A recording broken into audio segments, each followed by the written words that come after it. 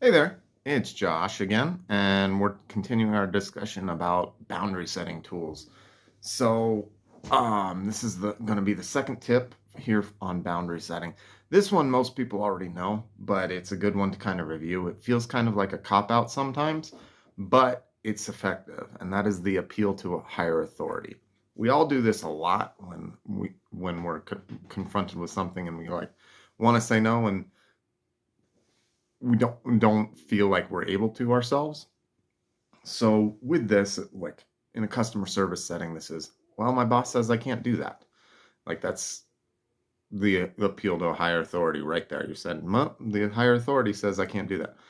A lot of times, like in relationships, and you're like somebody invites you somewhere you don't really want to go, and be like, oh, my wife already made plans for us.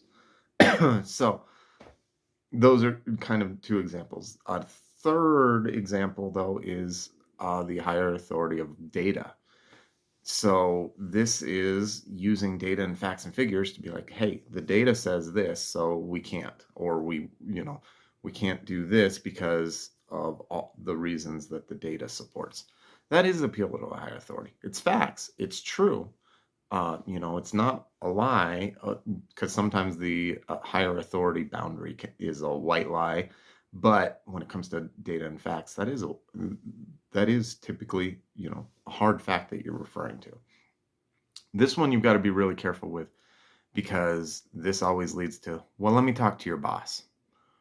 Or the person knows your wife and is like, and ends up talking to her, and your wife's like, oh, what do you mean we've got plans? I don't have plans. We could totally do that. So it can't backfire with that higher authority. Um, so with that, you just got to be really careful. You got to be on the same page as whatever that higher authority is. And like oftentimes I've said, use this, and then I've gone to my boss and said, look, if this person approaches you, tell them no, because I said no. They don't believe me. They want to talk to you. It's not realistic. And my boss and I are on the same page on a lot of things. At least the one I have right now, we're on the same page on a lot of things. So it's an easy conversation to say yes. This is no.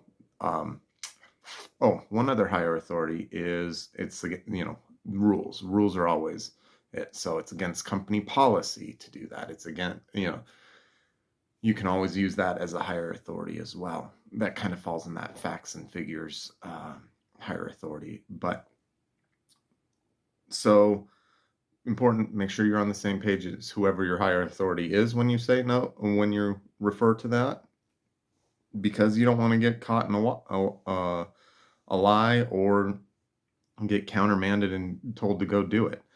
Um, the other kind of thing to be cautious of when you're talking about higher authority is like the perception of weakness.